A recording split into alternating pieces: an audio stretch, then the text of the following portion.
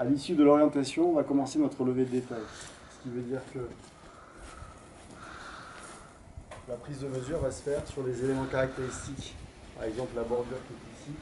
On va prendre une succession de points, en calant bien sûr en veillant à buller notre réflecteur. Et on va prendre une succession de points pour pouvoir représenter après la jonction de ces points par des lignes ou des polylignes sur les logiciels de DAE.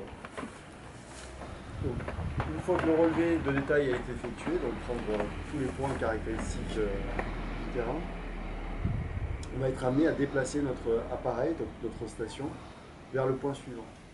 Avant de faire cela, vous avez intérêt à reviser votre orientation, c'est-à-dire un point caractéristique aux alentours, un angle de bâtiment ou d'immeuble, qui va vous permettre de vérifier que entre le début et la fin de votre opération de station, vous n'avez pas eu d'interférence ou de modification de position de votre trépied ou de votre appareil, qui n'a pas été débulé.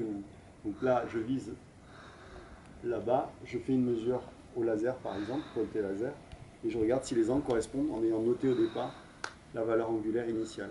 Et il doit y avoir des points qui sont similaires, enfin en valeur numérique. Une fois que ça c'est fait, une fois que vous avez fait cette opération, vous allez pouvoir déplacer votre station vers le point suivant.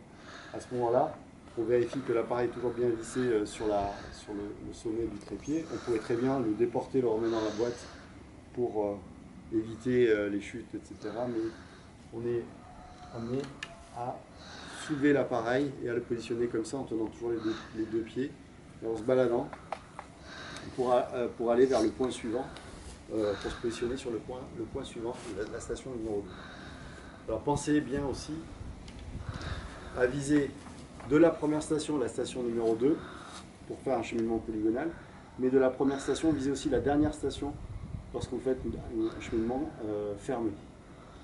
Donc ça, c'est des erreurs assez courantes.